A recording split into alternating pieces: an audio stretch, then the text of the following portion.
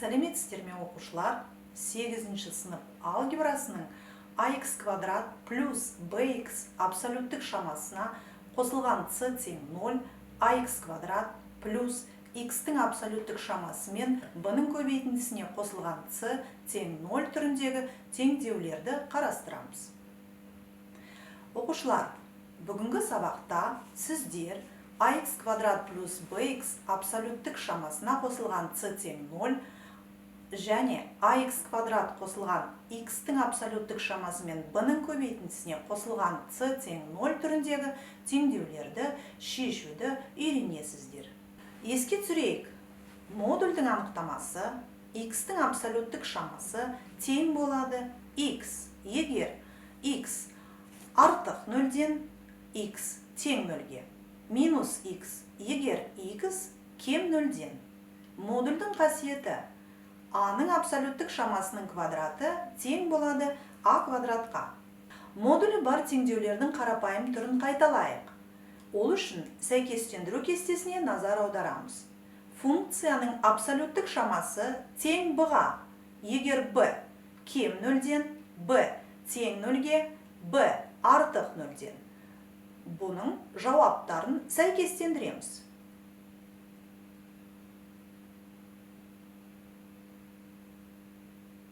Сонда b кем 0-ден, b тең 0-ге және b артық 0-ден болғанда, қарастырамыз, бұлардың жауаптарын сәйкестендіріп көрейік. b кем 0-ден түбірі жоқ, b тең 0-ге функцияны 0-ге теңестіреміз, b артық 0-ден функция b және минус b мәндеріне теңестіріп шығарылады. Модулі бар теңдеулердің қарапайым түрін қарастырайық. Ол үшін берілген теңдеулерді шығарайық. Бірінші теңдеуге назар аударыңыздар. x минус 1-дің абсолюттік шамасы тең 3. Бұл теңдеуді шығару үшін модульдің анықтамасын пайдаланамыз. Модульдің анықтамасын пайдаланып, x минус 1 тең 3 және x минус 1 тең минус 3 теңдеулерін аламыз. Осы теңдеулерді шығару кезінде түбірлері 4 және минус 2-ке тең болады. Келесі екінші теңдеуге назар аударайық. x минус 7-ның абсолюттік шамасы тең минус 2. Модульдің анықтамасын пайдаланып, минус 2 кем 0 екенін анықтап, қарастырғанда бұның түбірі жоқ екенін көреміз. Үшінші теңдеуге назар аударайық. 3 минус x-тің абсолюттік шамасы тең 0. Модульдің анықтамасын пайдаланып, 3 минус x тең 0 теңдеуін аламыз. Бұл жерде түбірі 3-ке тең. Керемет. Келесі, модуль таңбасы бар теңдеулерді шешуде қолданатын әдістер. Олар анықтамасы бойынша модуль таңбасын ашу, жаңа айнымалы енгізу. ax квадрат плюс bx-тің абсолюттік шамасына қосылған c тең 0 теңдеуін шығару жолын қарастырайық. Бірінші теңдеуге назар аударыңыздар. 2x минус 3 абсолюттік шамасы азайтылған 5 тең 0. Келесі минус 5-ті сол жақтан теңдіктің оң жағына таңбасын өзгертіп көшіреміз. 2x минус 3-тің абсолюттік шамасы тең 5-ке. Модульдің анықтамасы бойынша 2 теңдеу аламыз. 2x минус 3 тең 5 және 2x минус 3 тең минус 5. Теңдеулерді шығару кезінде 4 және минус 1 түбірлерін анықтаймыз. Жауабы минус 1 және 4 саны. Теңдеуге назар аударыңыздар. x квадрат плюс x-тің абсолюттік шамасынан азайтылған 12 тең 0. Минус 12-ні теңдіктің сол жағынан оң жаққа таңбасын өзгертіп көшірейік. x-тің квадраты қосылған x абсолюттік шамасы тең болады 12-ке. Модульдің анықтамасын пайдаланып, 2 теңдеу аламыз. x квадрат қосылған x тең 12, x квадрат қосылған x тең минус 12. Бірінші теңдеуді шығарайық. x квадрат қосылған x тең 12-ні квадраттық теңдеуге келтіреміз.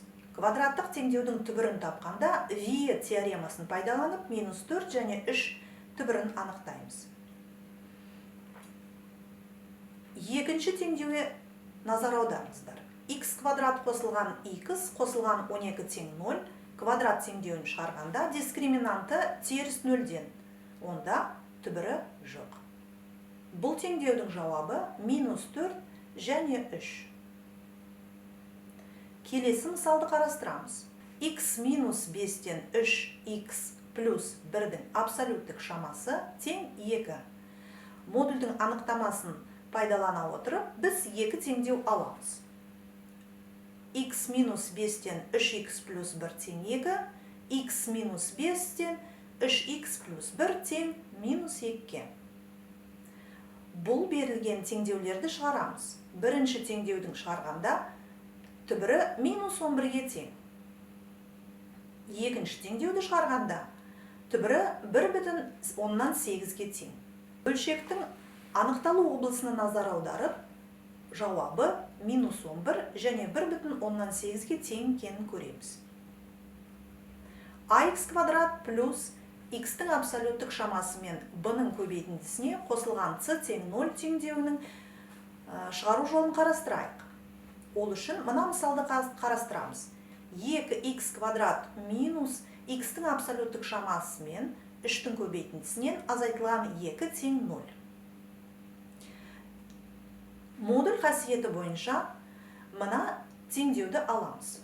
Жаңа айнымалы енгізу тәсілін қолданамыз. X-тің абсолюттік шамасының орнына a-ны қойып, квадрат теңдеуді аламыз. 2a квадрат минус 3a минус 2 тең 0. Дискриминантын тауып 25-ке тең екенін анықтаймыз. Енді түбірлерін тапқанда минус 0,5 және 2-ке тең екенін көреміз. X-тің абсолюттік шамасы тең a деп алып, біз жаңа айнымалы енгізу тәсілін қолданғанда, енді a-ның орнына 2 мен минус 0,5-ті қойып теңдеуді шығарамыз. Бірінші теңдеудің түбірлері 2, минус 2.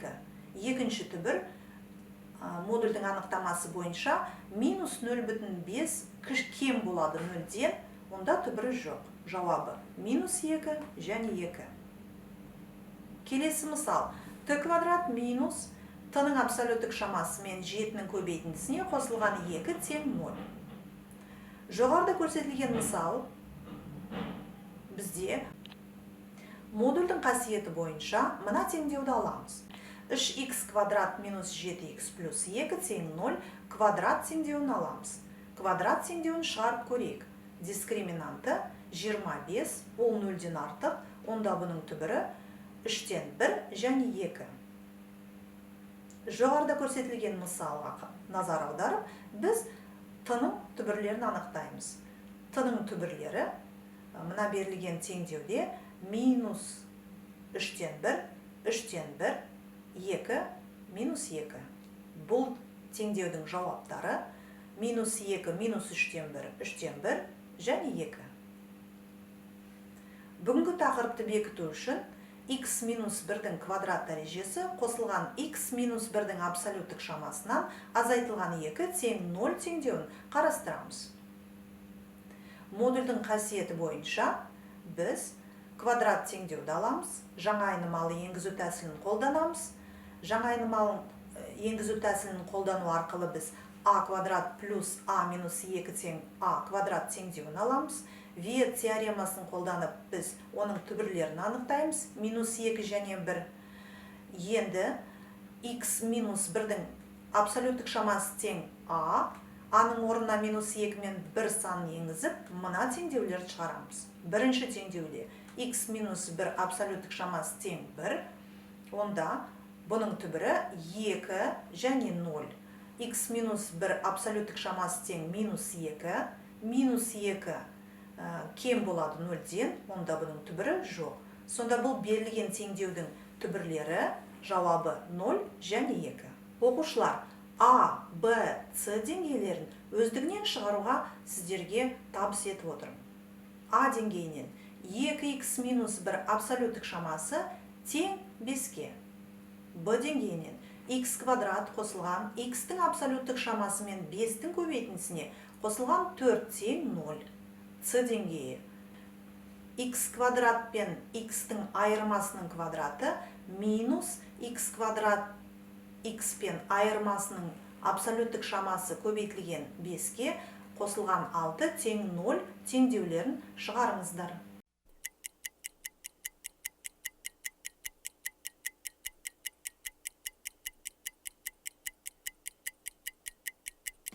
Оқушылар, жауаптарыңызды тексеріңіздер. А деңгейінің теңдеуінің жауабы 3 минус 2. Б деңгейінің теңдеуінің жауабы бос шиын, немесе түбірі жоқ деп айтамыз. С деңгейінің теңдеуінің жауабы 2-ден 1 қосылған түбір асты 3, 2-ден 1 азайтылған түбір асты 3. Керемет балалар, жақсы орындадыңыздар. Балалар, бүгінгі сабақта сіздер ax квадрат қосылған bx-тің абсолюттік шамасына қосылған c тең 0 және ax квадрат қосылған x-тің абсолюттік шамасы мен b-ның көбейтіндісіне қосылған c тең 0 түріндегі теңдеулерді шешуді үйрендіңіздер. Бүгінгі сабағымыз сәтті өтті деп ойлаймын. Сіздерге пайдалы болды деп үміттенемін. Қош, сау болыңыздар.